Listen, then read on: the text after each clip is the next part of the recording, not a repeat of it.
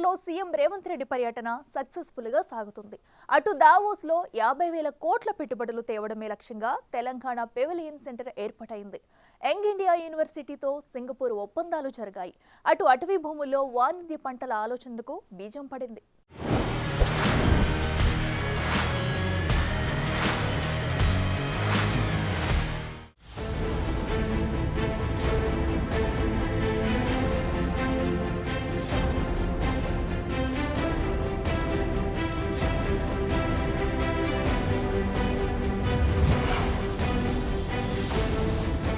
CM Revanth Reddy విజ్ఞప్తితో కేంద్ర పర్యావరణ శాఖ అధికారులు కదిలారు. తెలంగాణలో పెండింగ్ లో ఉన్న అటవీ అనుమతులపై రివ్యూ చేశారు. ఆర్యభవన్లో 18వ తేదీన కేంద్ర బృందంతో తెలంగాణ అటవీ శాఖ అధికారులు భేటీ అయ్యారు.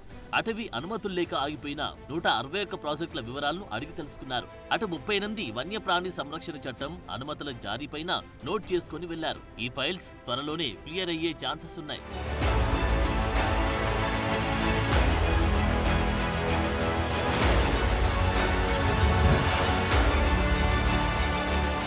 సింగపూర్లో ముఖ్యమంత్రి రేవంత్ రెడ్డి రెండో రోజు పర్యటనలో ఆ దేశ పర్యావరణ వాణిజ్య ఇన్ఛార్జ్ మంత్రి గ్రేస్ పుహైన్తో భేటీ అయ్యారు. పలు రంగాల్లో భాగస్వామ్యం కోసం ఇరుపక్షాల మధ్య చర్చలు జరిగాయి. పట్టణ ప్రణాళిక, మౌలిక సదుపాయాలు, నీటి నిర్వహణ, నైపుణ్యాల అభివృద్ధి, స్పోర్ట్స్, సెమీ కండక్టర్ల తయారీ, పర్యావరణం, టెక్ రంగాలలో తెలంగాణలో ఉన్న పెట్టుబడి అవకాశాలను సీఎం రేవంత్ రెడ్డి మంత్రి శ్రీధర్ బాబు వివరించారు. తెలంగాణ రైజింగ్ లక్ష్యాలను సక్సెస్ చేయడంలో తెలంగాణతో టైఅప్ కావడానికి సింగపూర్ మంత్రి గ్రేస్ హయిన్ సానుకూలంగా స్పందించారు. Net zero future city, Musi పునరుజ్జీవన ప్రాజెక్టు వంటి తెలంగాణ ప్రణాళికలపై కలిసి పనిచేయడానికి సింగపూర్ మంత్రి ఆసక్తి చూపారు. అటు Singapore semi conductor industry association తో Telangana IT industry minister Sridhar Babu round table సమావేశం నిర్వహించారు. తెలంగాణలో పెట్టుబడులు పెట్టాలని ఆహ్వానించగా ఆ కంపెనీలు సానుకూలంగా రియాక్ట్ అయ్యాయి. ఈ ఏడాది చివర్లో హైదరాబాద్లో పర్యటించేందుకు అంగీకరించాయి.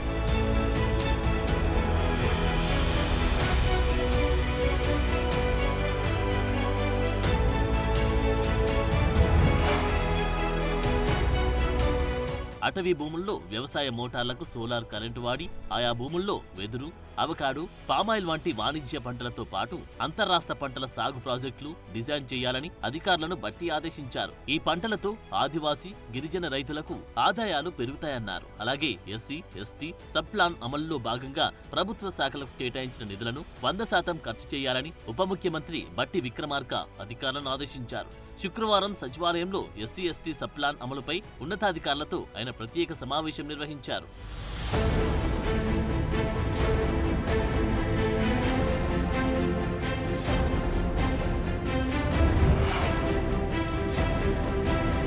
ఇందిరమ్మ ఇండ్ల కేటాయింపు, సర్వేయర్లు, గ్రామాధికారుల ఏర్పాటు విషయంపై సచివాలయంలో మంత్రి పొంగులేటి, సిఎస్ శాంతికుమారి ఈ నెల 17న కీలక సమీక్ష చేశారు. ముఖ్యంగా జీహెచ్ఎంసీ అప్లికేషన్లపై ఫోకస్ పెట్టారు. ఏడాది క్రితం ప్రజాపాలన కింద అందిన 80.63 లక్షల దరఖాస్తుల నుంచి గ్రామాల వారీగా అర్హుల జాబితాను మొబైల్ యాప్ ద్వారా సిద్ధం చేసే ప్రక్రియ దాదాపు పూర్తయింది. ఈ నెల 21 నుంచి 25 వరకు జరిగి గ్రామ సభల్లో ఈ జాబితాపై చర్చించి మొదటి విడతలో ఇందిరమ్మ ఇళ్లను కేటాయించి లబ్ధిదారులను ఎంపిక చేయనున్నారు. అర్హులైన పేదలకే మొదట ఇందిరమ్మ ఇండ్లు దక్కాలని చెప్పి 7 రకాల ప్రశ్నలు సంధించారు. మొత్తం 360 డిగ్రీల కోణంలో వివరాలు సేకరిస్తున్నారు. ఇందులో నిరుపేద వితంతువు, సంపాదన మార్గం లేనివారు, దివ్యాంగులు, సఫాయి కార్మికులు, ఉపాధి కూలీలు, వ్యవసాయ కూలీలు, సాధారణ కూలీలకు ర్యాంకులు కేటాయించడం ద్వారా పేదల్లో నిరుపేదలకు ఎక్కువ ర్యాంక్ ఇస్తారు.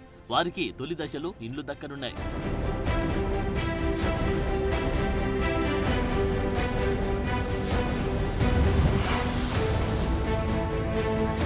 సీఎం రేవంత్ రెడ్డి సింగపూర్ పర్యటనలో కీలక ఒప్పందాలు కుదిరాయి. తొలి రోజు పర్యటనతోనే శుభారంభం అందింది. Singapore ITE, the institute of technology education తో తెలంగాణలో యంగ్ ఇండియా యూనివర్సిటీ ఒప్పందం చేసుకుంది. సీఎం రేవంత్ రెడ్డి మంత్రి శ్రీధర్ బాబు సమక్షంలో ఈ ఒప్పందం జరిగింది. ఐటీఈ పాఠ్యాంశాలను స్కిల్ వర్సిటీ ఉపయోగించుకోనుంది. ఈ మేరకు skill university PC, ITE deputy director మధ్య ఎంఓయూ కుదిరింది. పర్యటనలో భాగంగా Singapore institute of technology education campus ను సీఎం రేవంత్ రెడ్డి, మంత్రి శ్రీధర్ బాబు సందర్శించారు. అక్కడ నిర్వహిస్తున్న స్కిల్ డెవలప్మెంట్ కోర్సులు, అధునాతన సదుపాయాలను పరిశీలించారు. అక్కడ ట్రైనింగ్ ఇస్తున్న 20 రంగాలకు చెందిన నిపుణులు, కాలేజీ సిబ్బందిని కలిసి మాట్లాడారు. హైదరాబాద్ యంగ్ ఇండియా స్కిల్ వర్సిటీకి సహకారం అందించాలని సింగపూర్ ఐటీఈ అధికారులను కోరారు. దీనిపై ఐటీఈ ప్రతినిధి బృందం సానుకూలంగా స్పందించింది. త్వరలోనే సింగపూర్ ఐటీఈ ప్రతినిధి బృందం హైదరాబాద్కు రానుంది.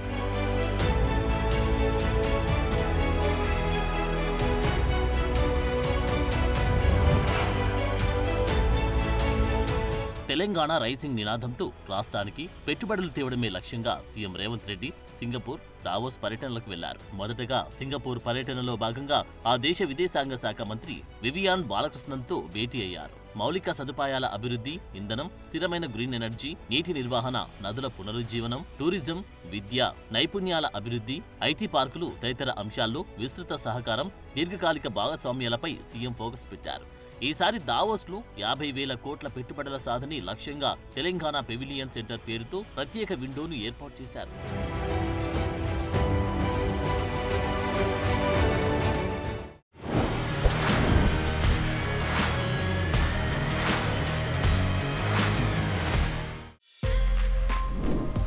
For more videos like this, subscribe Big TV channel.